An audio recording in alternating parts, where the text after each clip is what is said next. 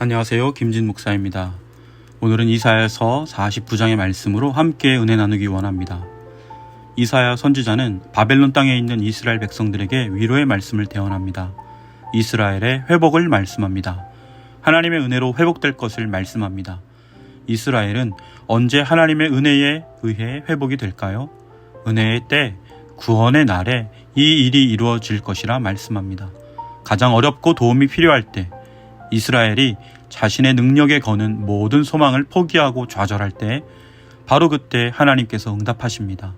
우리가 가장 절망하고 좌절할 때 그때가 바로 하나님께서 가장 눈에 띄게 일하실 때입니다.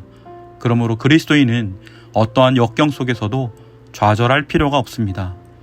가장 절망스러울 때 하나님의 구원의 손길이 가장 가까이 와 있기 때문입니다. 본문은 하나님과 이스라엘 사이에 맺어진 언약의 구체화라고 할 수 있는 종이 이스라엘 땅을 회복할 것이라고 말씀합니다. 그는 회복된 땅에 이스라엘을 다시 정착시킬 것이며 갇혀있는 자들을 자유롭게 할 것입니다. 이 표현은 희년과 밀접한 연관이 있습니다. 마치 여호수아가 가나안 정복 때에 했던 일을 종이 다시 행하는 것처럼 묘사합니다. 그러므로 본문은 단순히 이스라엘이 바벨론에서 회복될 것을 선언하는데 그치지 않습니다. 메시아 시대, 예수 그리스도의 시대를 바라보게 합니다. 바울이 고린도후서 6장 2절에서 본문을 인용한 것도 이러한 이해 때문입니다. 이르시되 내가 은혜 베풀 때에 너에게 듣고 구원의 날에 너를 도왔다 하셨으니 보라 지금은 은혜 받을 만한 때요 보라 지금은 구원의 날이로다. 종의 희년 사역은 감옥에 갇힌 자들을 자유케 하는 일을 포함합니다. 영적인 것에 사역의 중점을 맞추다 보면 인간의 육체적인 필요를 등한시할 위험이 있습니다. 그러나 우리는 결코 인간의 육체적인 필요를 배제할 수 없습니다. 무시해서도 안 됩니다. 히브리 사고의 인간 이해는 영육 이원론이 아닙니다. 통합된 사고입니다. 인간은 영육 모두에 의해 영향받는 존재입니다. 한쪽이 고통을 당하면 다른 한쪽도 영향을 받게 되어 있습니다. 비록 우리가 인간을 논할 때 영육으로 구분하지만 인간을 대할 때에 하나로 간주해야 합니다.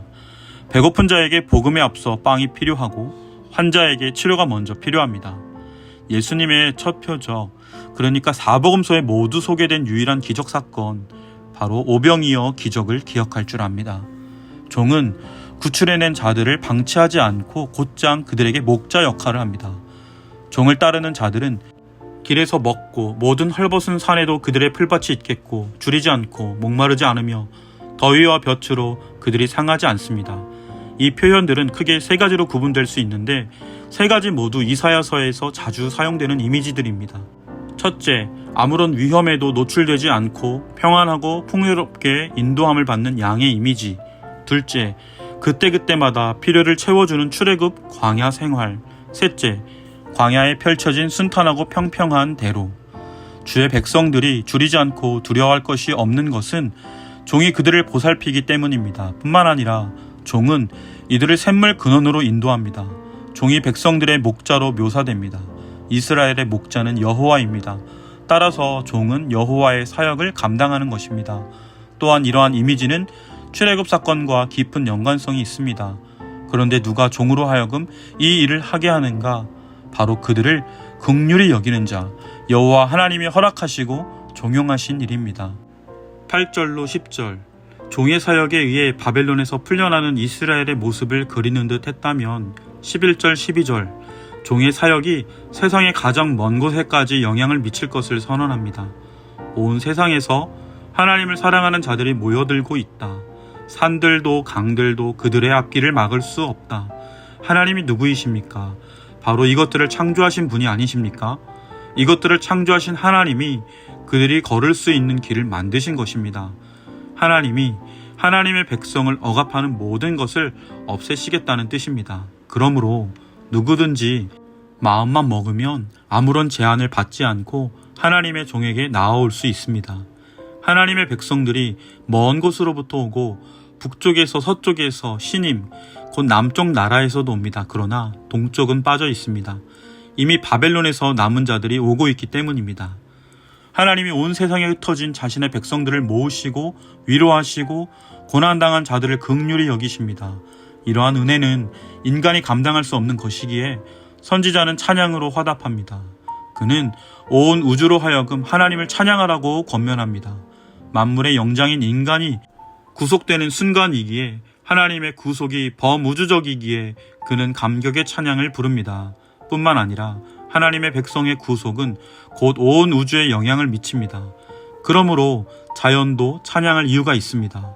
비록 하나님이 세우신 종을 통해 흥분되고 감격스러운 일이 이스라엘 앞에 펼쳐지고 있지만 이스라엘은 흥분하지 않습니다. 그들은 아직도 패배감과 버림받았다는 느낌을 버리지 못하고 괴로워합니다. 하나님의 어떠한 말씀도 위로가 되지 않습니다. 이스라엘은 반문합니다.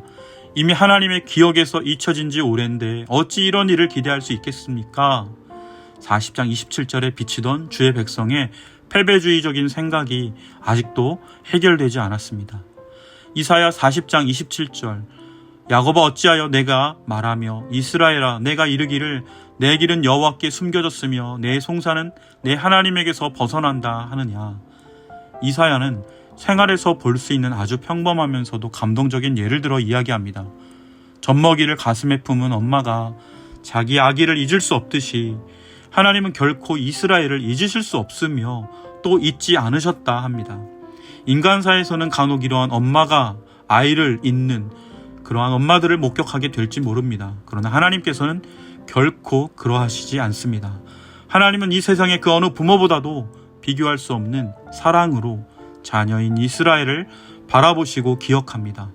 하나님의 사랑은 포기가 없는 사랑, 세상 그 어느 것도 끊을 수 없는 사랑입니다. 하나님은 예루살렘의 이름을 자신의 손바닥에 새기셨고 지금까지 꾸준히 그들을 지켜보십니다.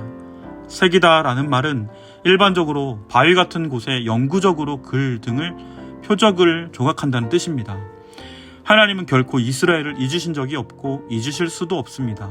자신의 손바닥을 들여다보실 때마다 이스라엘의 이름이 거기에 새겨져 있는 것을 봅니다. 이 말씀은 고대 근동 사회의 정서와 매우 상반됩니다. 그들의 사회에서는 종이 자신의 손이나 팔 등에 주인의 이름을 새겼습니다. 그런데 여기에서는 하나님께서 자신의 손에 그분의 종 이스라엘의 이름을 새기셨다 합니다. 하나님은 이스라엘의 회복 그리고 무너진 성전과 성벽의 재건을 말씀합니다. 그리고 원수들은 모두 떠나갈 것입니다. 회복된 성읍에 백성들이 가득하기에 시온은 자녀들을 자랑거리로 삼을 것입니다. 그리고 백성들이 얼마나 번성하는지 땅이 부족할 것입니다. 이 상황을 지켜보는 시온은 믿기지 않는 표정으로 그저 싱글벙글할 것입니다. 언제 어떻게 이런 일이? 시온은 자신이 낳은 아이들이 아님에도 불구하고 그를 어머니라 찾아와 온갖 효도를 하는 것에 대해 한 번 더 놀랄 것입니다. 이 일은 하나님이 하실 일입니다. 여호와께서 열방에 손짓하시니 그들이 주의 백성들을 안고 업고 시온을 향해 옵니다. 왕과 왕비들이 왕자와 공주들을 다루듯이 이스라엘을 애지중지하며 데리고 옵니다. 시온에 이르러서는 복된 여인 시온 앞에 엎드려 절을 합니다. 그리고 시온의 발먼지를 닦아줍니다. 종처럼 시온을 섬기는 것입니다. 이런 일이 일어날 때 시온, 이스라엘은 여호와가 주님이심을 인정하게 될 것입니다. 하나님의 구원 사역을 기다리는 자는 복이 있습니다. 결코 수치를 당하지 않을 것이기 때문입니다. 사랑하는 성도 여러분, 하나님의 회복을 기대조차 할 수 없는 암담하고 좌절된 죽음과도 같은 상태의 인생도 예수 그리스도의 은혜의 빛이 비추면, 그 사랑의 빛이 비추면 모두 새로운 피조물, 하나님의 자녀로 거듭나는 역사가 일어납니다. 하나님을 모르던 인생이 하나님을 아버지라 부르며 그 영원하시고 무한한 능력의 사랑의 품에 안겨 세상 부러울 것 없는 참 평안과 기쁨의 찬양과 예배를 드리게 될 것입니다. 우리가 바로 그러한 은혜와 사랑을 받은 사람입니다. 오늘 하루도 삶의 매 순간순간 하나님의 동행하심 안에 그 은혜에 감격하며 감사로 가득 채우는 복된 날 되시기를 주님의 이름으로 간절히 축원합니다. 기도드리겠습니다. 참 좋으신 하나님 아버지, 오늘 하루도 하나님의 감당할 수 없는 은혜와 사랑 안에서 찬양으로 가득한 한 날 되게 하여 주옵소서. 이 땅에 주님의 은혜와 사랑, 구원과 회복의 빛이 필요한 자들에게 예수 소망의 빛을 전하는 자들 되게 하여 주옵소서. 주님 주시는 권능과 지혜와 사랑을 힘입어 위로하며 격려하며 응원하며 일으켜 세워주는 사명의 날 되게 하여 주옵소서. 감사드리며 예수님의 이름으로 간절히 기도드립니다. 아멘.